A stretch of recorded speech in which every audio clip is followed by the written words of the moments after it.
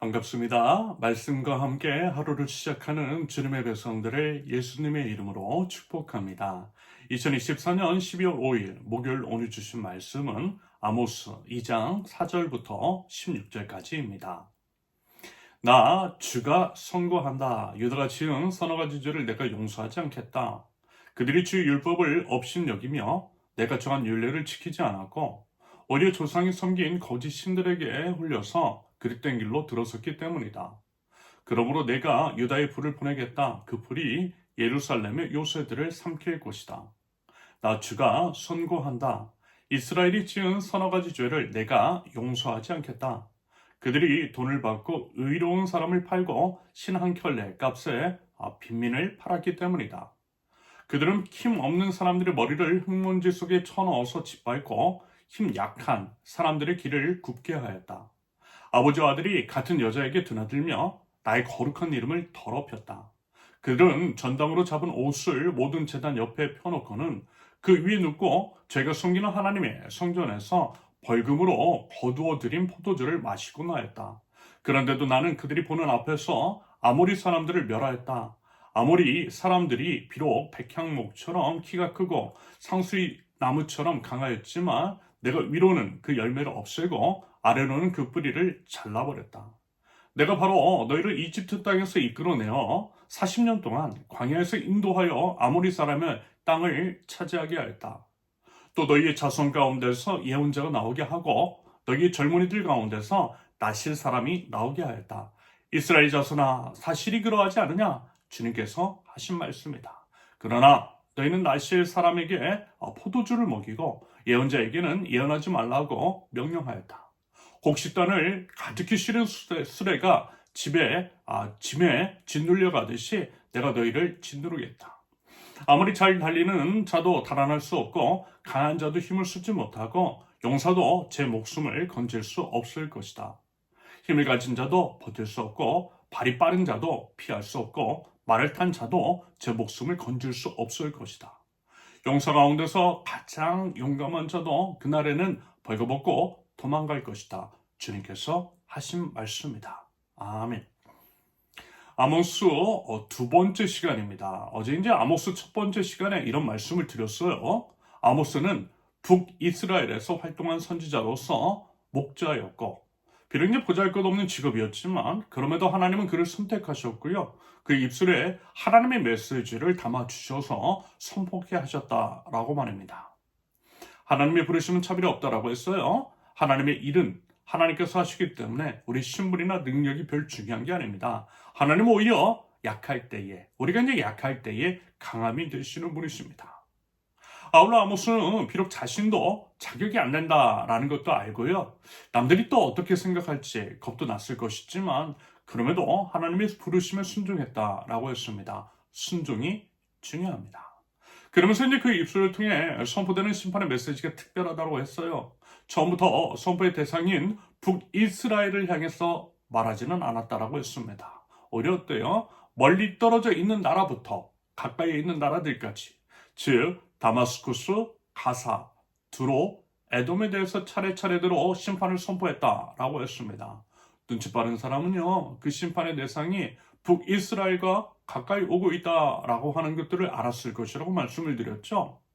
처음에는 적들에 대한 심판 메시지에 환호를 하고 속 시원했다면 점점 불안과 두려움이 엄습했을 것이라고 말씀을 드렸습니다. 그래서 보세요. 정말 그래요. 오늘 본문에서는 북이스라엘의 바로 옆나라, 신행지 같은 민족인 남유다에 대한 심판이 있고 이어서 이제 결국 북이스라엘에 대한 심판이 이어지고 있음을 볼 수 있습니다. 그리고 어제 이제 살펴보았던 나라들도 그렇고 남유다에 대한 심판의 내용, 그것을 야기한 주에 대한 것도 실은 내용이 어때요? 짧아요. 분량이 얼마 되지 않습니다. 그런데 북이스라엘에 대한 심판, 그리고 이제 심판의 원인이 된 북이스라엘의 죄악이 어마어마합니다. 양이 상당해요. 그 내용 또한 구체적이라는 거죠. 그러므로 결국 앞선 나라들에 대한 내용은 무슨 얘기예요? 부수적이라는 것입니다. 하나님의 주 심판의 대상은 북이스라엘이라는 거죠. 다른 나라에 대한 심판에 대해서 좋아했던 마음이 오히려 더 큰 공포로 다가올 만큼 북이스라엘의 죄악과 심판이 어마어마하다라는 것입니다.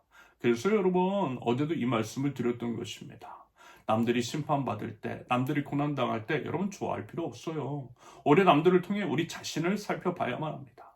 올해는 과연 똑같은 죄악을 저지르고 있지는 않은지, 올해는 과연 하나님 앞에 거룩한지를 살펴보고 회개해야만 한다라는 것입니다. 아직 나에게는 그 심판이 닥치지 않았지만, 아직 나에게는 그 고난이 닥치지 않았지만 나만 예외일 수 없음을 기억해야 한다는 거죠. 아직은 기회가 있을 때에 하나님 앞에 바짝 엎드리는 것이 지혜라는 것입니다. 그 기회 살리지 않으면 똑같은 힘듦과 어려움에 처할 수 있다는 것입니다. 반면교사, 타산지석. 우리 이웃의 삶은 결국 우리의 삶을 비추는 거울입니다. 부디어 그런 지혜가 있을 수 있기를 바랍니다. 본문 이제 4절에서 5절까지, 4절과 5절은요, 말씀을 드렸던 것처럼 남유다에 관한 심판의 메시지입니다. 그들은 이제 하나님의 백성으로서 지켜야 할 율법을 지키지 않으면서 그에 대한 대가를 치르게 된다라는 것입니다. 그런데 아직은 그래도 남유다에게도 기회가 남아 있어요. 먼저는 북이스라엘이 멸망을 하고 나중에 이 남유다가 멸망을 합니다. 그러므로 지금 남유다가 당하는 고난, 심판은 일종의 예고편일 수 있고, 바꿔 말하면 아직은 그래도 기회가 남아있다라는 것입니다. 북이스라엘에 임한 엄청난 심판을 보고 남유다는 돌이켰어야만 했다라는 거예요. 하지만 우리가 이제 알고 있듯이 그 기회를 살리지 못했던 남유다입니다. 이것이 참 많이 안타깝고 아쉬운 거죠. 아무튼 이제 아모스 선지자는 하나님의 이제 대언자로서 북이스라엘의 죄에 대해서 낱낱이 고발합니다. 그 내용이요 6절부터 12절까지고요. 그에 대한 심판의 내용이 13절부터 16절까지입니다. 결국 이제 죄라는 것은요 하나님의 뜻을 거스르는 것이고, 하나님의 뜻은 과거 하나님께서 주신 율법에 선명하게 기록이 되어 있습니다. 그러므로 하나님께서 이제 지키라 명하신 율법을 어긴 것이 심판의 이유이고, 죄의 열매에 대한 몇 가지 사례가 열거된 것으로 생각하시면 되겠습니다. 우상 숭배자들에게서 엿볼 수 있는 그런 악행들, 죄악들이라는 거죠. 그 구체적인 내용을 말씀을 드리면, 의로운 사람을 팔았대요. 하나님의 말씀을 정직하게 선포하는 목사들을 쫓아냈고, 법과 질서, 공동체를 지키려고 했던 사람은 오히려 어떻게 해요? 죄인을 만들었다라는 거예요. 박정훈 대령이 오히려 범죄자가 되는 상황, 먼지털기식 수사와 기소의 남발. 가난한 사람, 힘없는 사람들을 억압하고 사람을 도구화, 대상화했다라는 것입니다. 유권무죄, 무권유죄, 유전무죄, 무전유죄.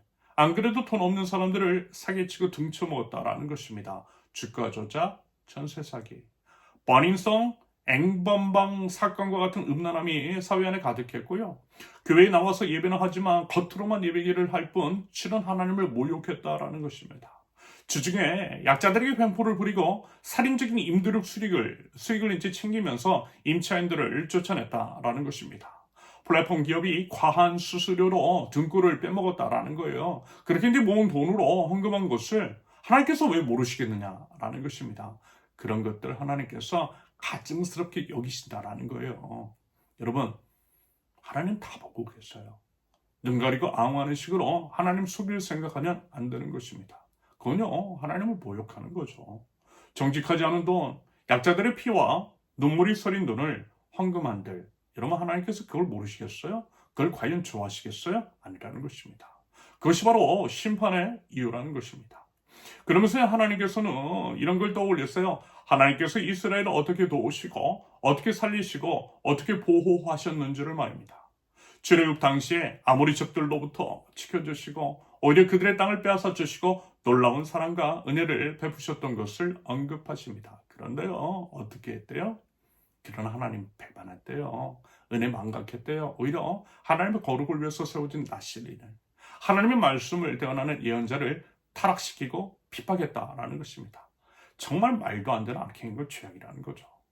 그러므로 심판하시겠다라는 거예요. 무섭게 심판하실 것이고 피할 자가 없도록 하시겠다라고 13절 이하에서 무섭게 말씀하고 계십니다. 여러분 어떻습니까? 우리의 삶. 먼저는 여러분 하나님의 그 구원의 은혜와 사랑을 기억하고 계세요. 그렇다면 그 하나님의 말씀을 소중히 여기고 거룩한 하나님 나라 백성으로서의 삶을 살아가고 있습니까? 하나님의 구원의 복음에 부끄럽지 않은 삶의 모습이 과연 있더냐는 것입니다. 아울러 과연 우리 현재 속한 사회는요, 하나님께서 보시기에 정의롭고 공의로우냐? 아니면 소돔과 고모라 같더냐는 것입니다. 이와 같은 질문, 이에 따른 진지한 성찰, 하나님께로 돌이킴이 시급한 상황이 아닐까 싶은 요즘입니다. 여러분, 살 길 하나님밖에 없어요. 다시 하나님의 말씀으로 돌이키는 것, 하나님의 정의와 공의를 바로 세우는 것, 그것이 우리 모두가 살 길임을 알아 말씀으로 우리의 삶과 우리 현재 속한 사회를 정결케 해나가는 하나님 나라의 백성들, 저와 여러분들 이실 수 있기를 예수님의 이름으로 축원합니다. 함께 기도합니다.